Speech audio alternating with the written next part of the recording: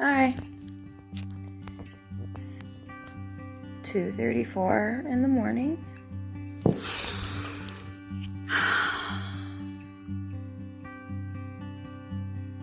I can't sleep. I go tomorrow to get my my cannabis card back, but it's been pretty rough lately. I don't even know why I'm doing this right now. My anxiety is getting the best of me lately.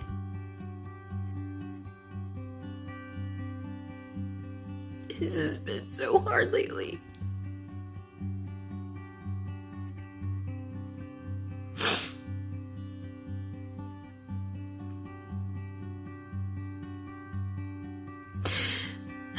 I'm constantly feeling like I'm some failure. I'm letting my family down.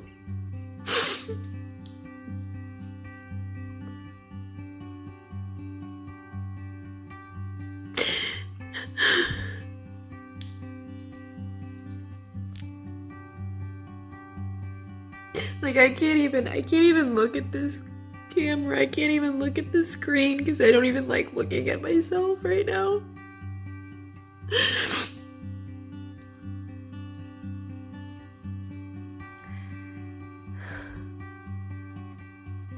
Living with PTSD. It really sucks, you know?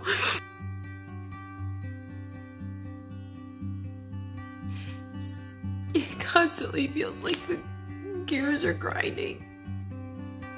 There's no rest. There's no freedom. Like, I don't even know.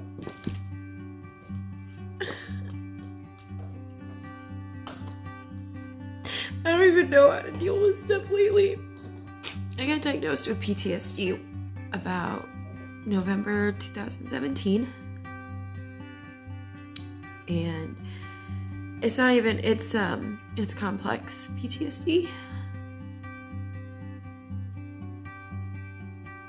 And I'll say this, I mean, I will give myself this. I've worked really hard at going to therapy, using all of the tools that they tell us to use, but it gets to a point sometimes where you kind of relapse. And I just feel like lately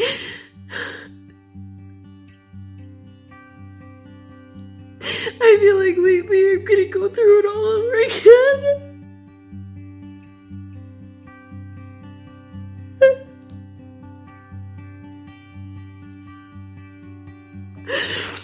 I'm trying so hard to keep it together. I'm sorry if my video is shaky. I'm trying to move. But it feels lately like everything's starting to fall apart again.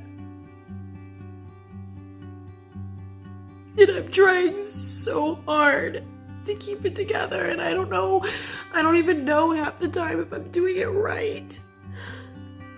And I know it's not like there's a right or wrong. You know, it's just, you get in your head, you know. That's the problem. You get in your head, you can't even leave it. You can't even leave your head. You can't. It's this prison.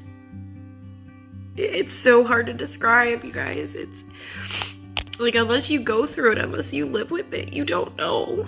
You really don't. There's no really, it's like being on a never-ending racetrack. The race just never ends. There's no winner either. And there's no race because you're not in a race with someone. You're in a race with yourself constantly. You keep thinking that, you know, it's almost over. It's almost over. Well, you know, you're just waiting to see that white flag. And it's not like you're waiting for it to be over, like, not in a sense like where you want to kill yourself. Okay, it's you're waiting for this suffering to finally just fucking stop. You know, you get to a point where it's like, you know, you think about all the shit that you went through. I mean, I went through a lot of shit as a kid. That's why I have PTSD. You know, I grew up in a very dysfunctional family. And I know a lot of us do, but it was like, I mean, it was bad. And when you're so little, you don't know what to think. You don't know what to do. You're completely helpless. I mean, these are the people that are supposed to be protecting me. So what happens when I need protection from them? You know, like, that's what people don't understand, is it's not that you're suffering because of what you remember. You're suffering because you remember how you felt. That's what sticks with you. You internalize that feeling because it's so strong. It's kind of like, you know, it's the same for, you know, good stuff too. I mean, my kids, when I had my kids, those are beautiful memories that I will cherish forever. And I remember the feeling that I felt when I had them. It goes the same for bad things too. And sometimes it's just so bad that it leaves a scar. I learned ways to cope as a kid. I learned ways to cope with stuff as a kid. And it was out of survival. I mean, I kept my head down. I people pleased a lot because I knew if I didn't, you know, my parents, mostly my dad, put the fear of God in me. I mean, and that's you know, that's kind of how it starts. Fucking cricket, shut up. See, that kind of stuff drives me nuts. It's those little sounds and stuff. It really is distracting because when you live with PTSD, you're on constant alert. You're constantly being vigilant. You know, you don't feel like you can truly relax. That's why, you know, I use medical marijuana, but I haven't had any. And my nerves are just shot right now. Like, there's been so much going on lately. And I am constantly feeling like I am just letting everyone down all the time. You know, like, I don't want to traumatize my kids because I was traumatized as a kid, you know, and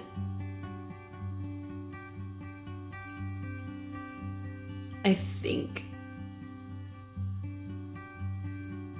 back to when my son was born.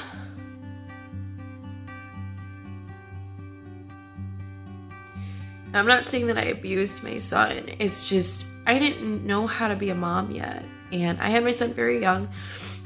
I was 20 when he was born. And I was still caught in this toxic web. Like, you know, at the time my mom and I didn't get along. It took us years to finally like get to a good place, and we're kind of back in this old routine of fighting with each other, bickering. And, you know, now it's different for me because I see the patterns and I'm trying to break them. But, you know, I think back to when I have had panic attacks. And I think back to, you know, my daughter. I'm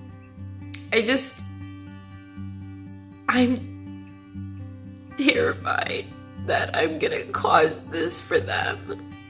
And I don't want to. And it's hard because, again, you feel like constantly it's you're the problem.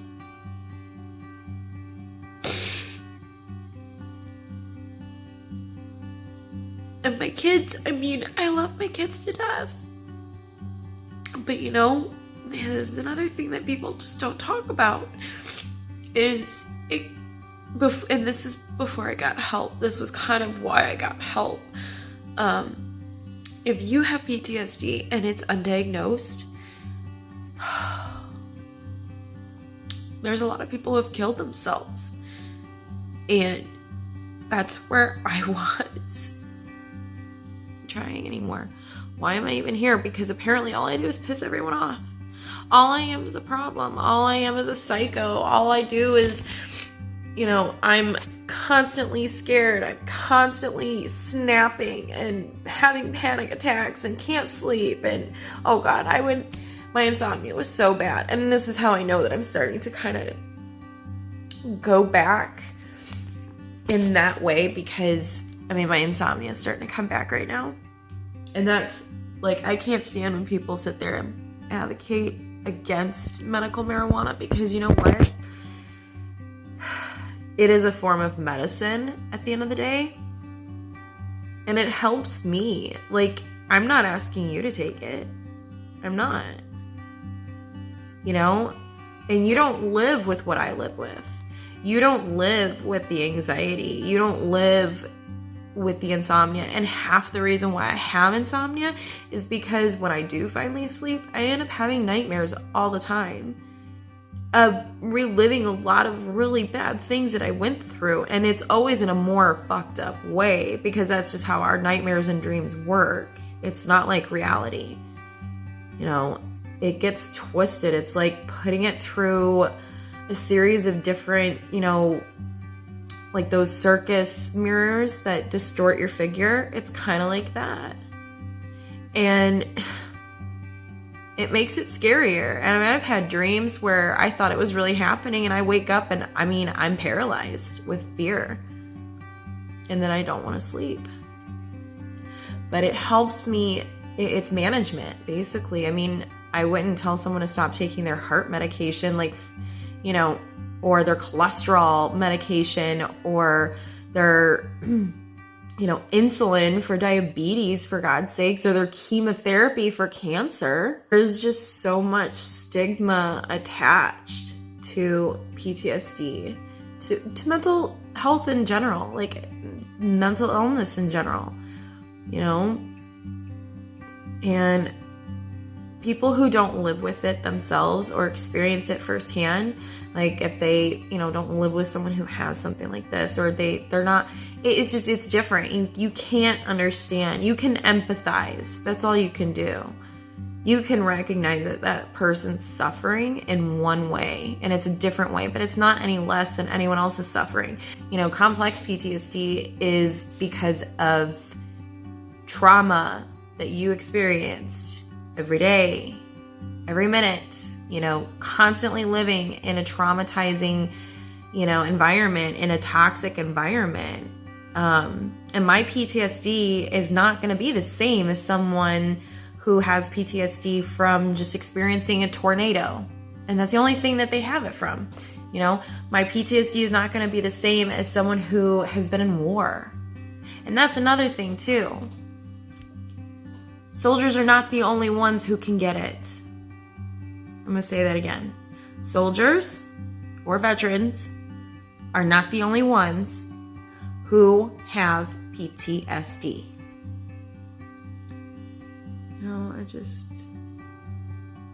I haven't had a panic attack in a while.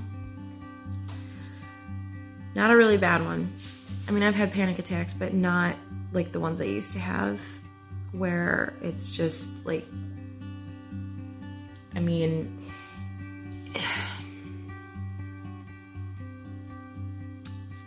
to think how to put it. Imagine all of your worst fears. Okay? Imagine all of them at the same time. And then your brain tells you it's your fault. it's gonna happen and it's gonna be your fault. No one believes you. No one loves you. Everyone hates you. Like, that's the kind of shit that goes through my mind. And I mean, then there's also like the racing thoughts, like, I can't breathe, I can't breathe, I can't breathe.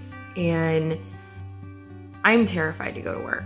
I'm terrified to find a job. I haven't had a job since I got pregnant with my daughter. And at first it was, just to take care of the kids. And then I got diagnosed. And then I really couldn't get a job. There was no way. I had to fix me. I had to work on me. I had to, not even fix me. I had to get to a point where I could function a little more normally. But I don't even know if I'm there yet or not. I really don't know. I'm terrified of becoming agoraphobic. I wonder if there's a phobia for becoming agoraphobic. I mean, this is the kind of shit that I think of. This is where it goes around and around and around and around to the point where you feel like you're insane. You feel like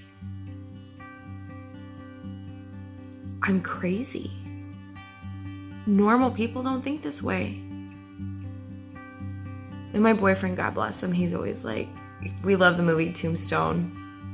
And he's always quoting Doc Holliday, like, there's no normal life, there's just life. And he does that to make me feel better. I mean, that's one of our favorite movies. And, I have been lucky.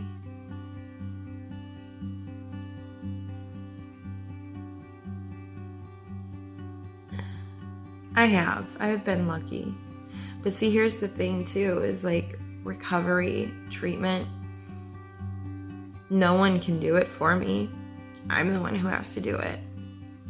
But what I had learned in therapy, it was when we were first starting to talk about what happened to me at daycare and what I could remember.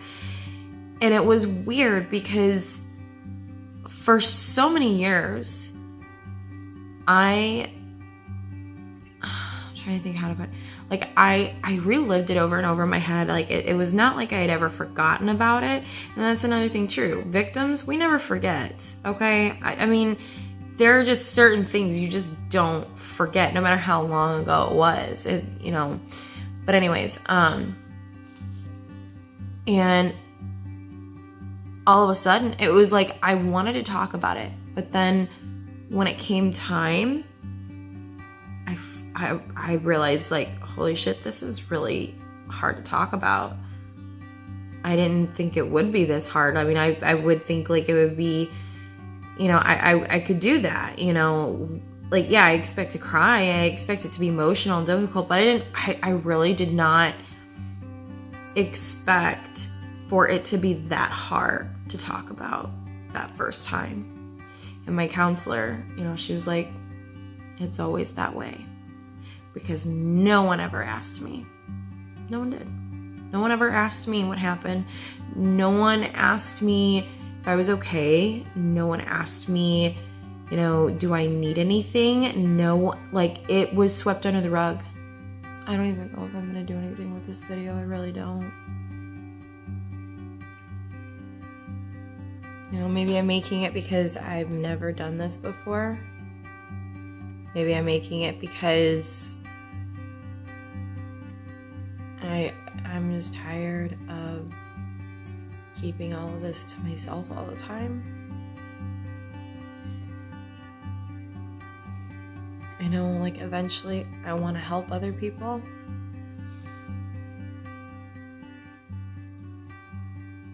Because I know I'm not alone. I know there are other people that go through it. I've talked with them. I always feel bad too because, it's like I don't go to bed.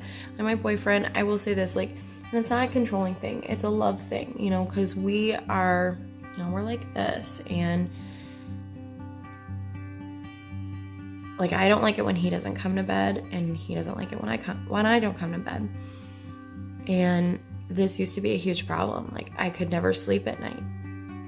And he would just get mad because he's like, I wake up and you're not there. I don't like that. No, I like having you next to me. And that's not a controlling thing. That is a very sweet, endearing thing to say to someone, that you love them and you want them next to you at night. And they want to be the first thing that they see when they wake up. Because he's a tow truck driver. And he works from 4 a.m. to 4 p.m. So I don't get to wake up next to him, but he gets to wake up next to me. And that's, you know, we love each other, you know? And he's gotten better about being understanding. He knows that it's harder for me than it is for him. Like, okay, yeah, he doesn't like it, but he knows I'm gonna be struggling throughout the day. He knows how hard it is for me to sleep. He knows how hard it is for me to get up too. And he knows if I don't get a lot of sleep, shit gets bad. If I go and get only 2-3 hours of sleep consistently, you know, on a regular basis, I mean, that's how I end up having those really bad panic attacks. That is one thing I have noticed, is like the lack of sleep. Oh my God, it turns me into a bitch. It does. I'll be the first one to say it. And I own that about myself though, and I know these things about myself. And I hate when people are like, oh, well, can't you just use some of your tools that you use meditation and stuff? There's a huge difference between using a medication, and I do look at marijuana as medication for me. You know, that's what it is. And when I don't have my medication, because what it does basically for me, it turns this off. It ends that race. I'm able to relax. I'm able to be funny again and just enjoy people's company and just not feel so out of control by trying to be in control. And there are some of you out there who know exactly what that means. You know, marijuana, it helps me deal with my symptoms. Because this is a symptom right now. This is what I live with. I'm not saying that I have it harder than anyone else, because we all go through our own hell. But it's not easy living with complex PTSD and being a mom. A stay-at-home mom at that. I mean, I don't know if it helps me or not, being a stay-at-home mom. Sometimes I feel like it does, sometimes I feel like it doesn't. I have maybe 1 or 2 very close friends. I have maybe a handful of family members, and my boyfriend and my kids, that's it. Like, I keep my shit private most of the time.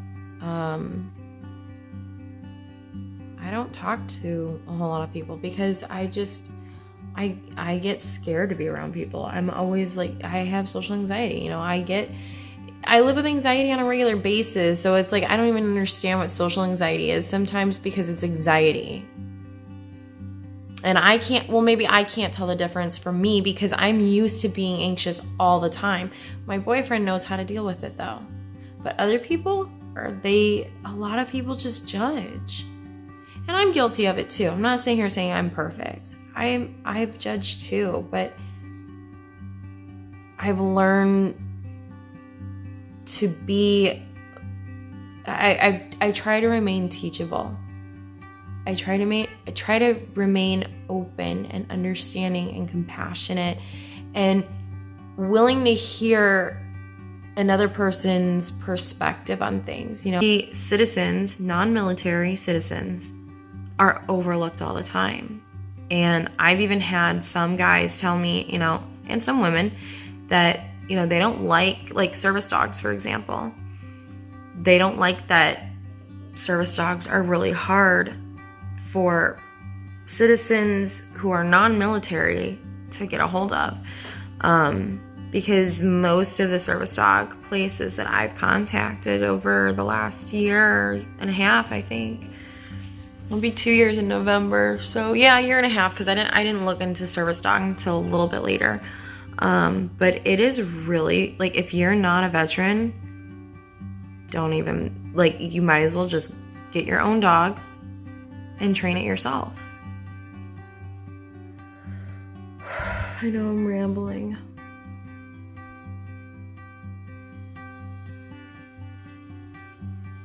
And this is the part where I'm always like, should I stay awake? Should I stay awake? And then after my appointment tomorrow, just come home and go to sleep? Maybe. So, but I'm gonna get off here and try to get some sleep, I guess. So, but thanks for watching, and yeah, if I do upload this video, well, you'll be watching it right now, obviously. And I'm gonna be really honest. Anyone who leaves any fucking hate, you're blocked. I'm not putting up with it anymore. But anyone who has watched, I appreciate you watching. If anyone out there who's going through the same thing as I am, we're not alone. We're out here somewhere, you know? So,